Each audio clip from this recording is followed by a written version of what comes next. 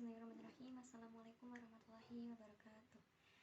Alhamdulillahirrahmanirrahim. Wa bihi nasta'in wa la umuri dunya waddin. Wassalatu wassalamu ala asyrofil anbiya wa mursalin wa ala alihi wa sahbihi ajma'in, amma ba'd.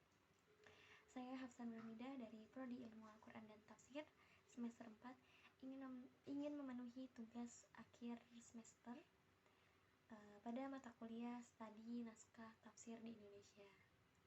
Di sini saya akan membawakan tentang poligami, mengkaji Quran Surat An-Nisa dalam kitab tafsir fi Dilalil Quran.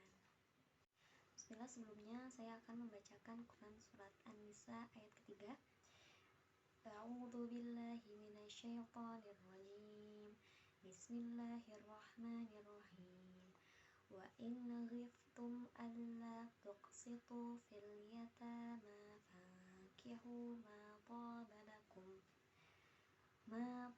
lakum minan nisa'i mathna wa thulatha wa ruba' fa in ghiftum alla ta'dilu fawahidatan aw ma malakat aymanukum dzalika adna alla ta'ulu, yang artinya ialah jika kamu khawatir tidak akan mampu berlaku adil terhadap hak-hak perempuan yatim bila mana kamu menikahinya, nikahilah perempuan lain yang kamu senangi, 2, 3, atau 4. Tetapi jika kamu khawatir tidak akan mampu berlaku adil, nikahilah seorang saja atau hamba sahaya perempuan yang kamu miliki.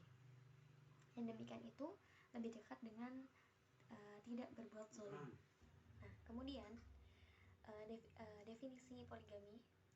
Jadi poligami itu berasal dari kata Yunani yang artinya poli, yang artinya itu banyak, dan gami yang artinya itu kawin. Jadi kalau digabungkan, poligami ini bisa diartikan sebagai perkawinan yang banyak. Kemudian dalam segi bahasa, dalam segi istilah segi Arab gitu ya, poligami ini biasanya disebut dengan ta'adud zaujat. Jadi yang artinya itu ta'adud zaujat itu pernikahan yang banyak atau pernikahan yang lebih dari seorang. Dalam Kamus Besar Bahasa Indonesia juga istilah poligami itu artinya ialah perkawinan yang salah satu pihak itu memiliki atau mengawini beberapa lawan jenisnya dalam waktu yang bersamaan. Kemudian tafsir fi Dilalil Quran pada Quran Surat An-Nisa ayat ketiga, ayat ini itu bersifat mutlak, tidak membatasi tempat-tempat keadilan, maka yang dituntut olehnya adalah keadilan dalam semua bentuknya dengan segala pengertiannya. Terlebih yang terkhusus itu berkenaan dengan masalah maskulin maupun yang berhubungan dengan urusan lainnya. Jadi para mufasir itu membatasi sifat adil dalam berpoligami. Namun berbeda halnya dengan Sayyid Qutb. Ya, Sayyid Qutb ini tidak membatasi tempat-tempat keadilannya. Beliau menafsirkan adil dalam poligami itu bersifat mutlak, seperti yang tadi saya sebutkan ya, bersifat mutlak, tidak membatasi tempat-tempat keadilan. Yang dituntut olehnya adalah keadilan dalam segala bentuknya, dengan segala pengertiannya dalam hal ini, baik yang khusus berkenaan dengan mas kawin maupun yang berhubungan dengan urusan lainnya gitu. Qutb mengatakan bahwa poligami itu merupakan suatu perbuatan rukhsah, bisa dilakukan hanya dalam keadaan darurat yang benar-benar mendesak gitu. Kebolehan ini masih disyaratkan bisa berbuat adil terhadap istri-istrinya. Jadi keadilan yang dituntut di sini ialah dalam bidang nafkah, bidang muamalah, pergaulan, dan pembagian malam gitu. Kemudian dalam berpoligami, seorang laki-laki muslim itu hanya diperbolehkan mengawini 4 wanita,